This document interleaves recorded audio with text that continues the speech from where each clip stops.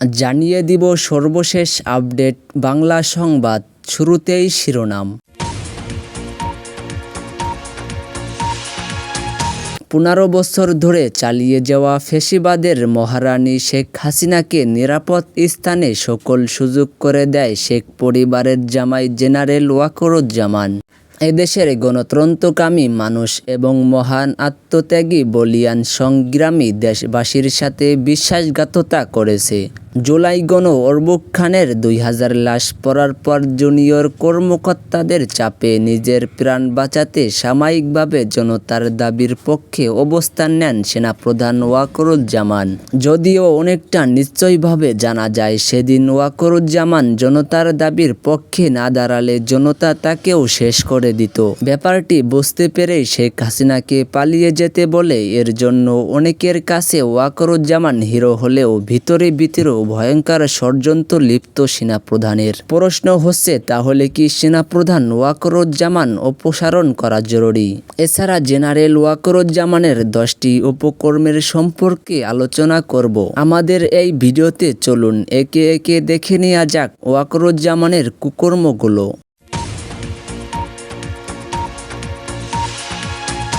এতক্ষণ শুনছিলেন সংবাদ শিরোনাম, এখন জানিয়ে দিব বিস্তারিত।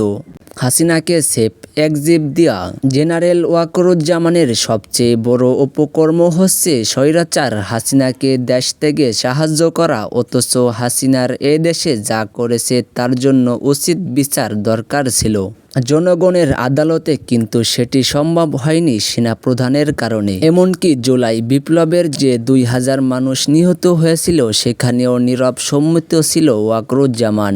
জানা যায় সেনাবাহিনীর একটি অংশ চেয়েছিল হাসিনাকে জনতার হাতে তুলে দিতে, কিন্তু ওয়াকরুজ্জামান সেটি হতে দেননি। তিনি এতটাই গোপনীয়তার সাথে হাসিনাকে পালাতে সাহায্য করেন যে হাসিনার ফ্লাইট রাডার পর্যন্ত ফাঁকি দেয়। হাসিনা, তার বোন শেখ রিহানা বা ফ্লাইট কো অফ সিকিউরিটি সার্ভিসের ফার্স্ট সদস্যরা কেউ ঢাকা ছাড়ার আগে ইমিগ্রেশন সম্পন্ন করেননি, যা সম্পূর্ণ রাষ্ট্রদ্রোহিতা। আর এসব সম্পন্ন হয়েছে ওয়াকরুজ্জামানের কল্যাণের কারণে। নাম্বার 2, হাসিনার 650 জন দর্শককে ক্যান্টনমেন্টে আশ্রয় দেয়া। হাসিনা যখন পালালেন তখন হাজার খানেক নেতাদের জনগণের হাতে মার খেয়ে পথে ঘাটে পড়ে থাকার কথা ছিল, কিন্তু সেটা হয়নি। কারণ হাসিনার আত্মীয় ওয়াকরুজ্জামান আওয়ামী লীগের নেতাদের গোপনে ক্যান্টনমেন্টে আশ্রয় করে দেন। সেখানে তারা মাসখানেক অবস্থান নেন। এরপর ওয়াকরুজ্জামান নিজের প্রচেষ্টায় তাদেরকে ভারতে পালিয়ে যেতে সাহায্য করে। একটি ঘটনার কথা বলা যাক।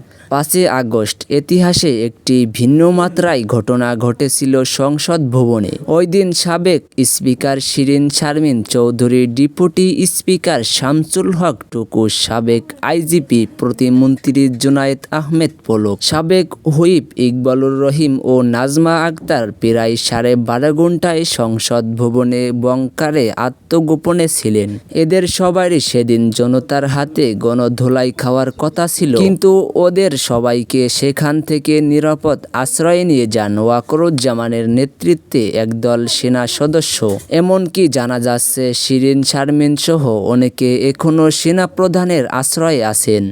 নাম্বার 3, পিলখানা হত্যার কমিশন হতে বাধা দেওয়া। 2009 সালের 25শে ফেব্রুয়ারি পিলখানায় যখন বিডিআরের গণহত্যা চালায় তখন ওয়াকরুজ্জামান শতবড় ইস্ট বেঙ্গলে ওআইসি হিসেবে পিলখানায় যথাসময়ে পৌঁছাইছিলেন, কিন্তু প্রতিরক্ষা উপদেশ জেনারেল তারেক সিদ্দিকের ফোন পাওয়ার পর আর পিলখানার ভিতরে ঢোকার চেষ্টা করেনি। এই ঘটনার কথা তখন থেকে বাংলাদেশে সশস্ত্র বাহিনী সকল তরুণ অফিসার এবং বীর জওয়ানেরা জানে। কেন তখন বিডিআরের অর্বুদ্ধ সেনা অফিসারদের কেন রক্ষা করেনি? বাংলাদেশের বিডিআর বিদ্রোহের প্রায় 1.5 দশক পর ঘটনার পূর্ণ তদন্ত শুরু করেছে অধ্যাপক মোহাম্মদ ইউনূসের নেতৃত্বাধীন অন্তর্বর্তী সরকার।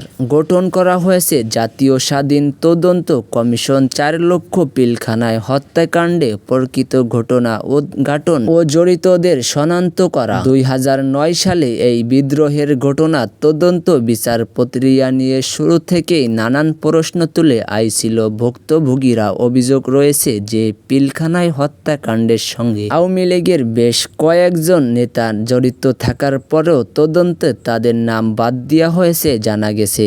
পিলখানা হত্যা মামলার পূর্ণ তদন্ত যেন সম্পূর্ণ না হয় সেখানেও কলকাঠি নেড়েছেন ওয়াকরুজ্জামান।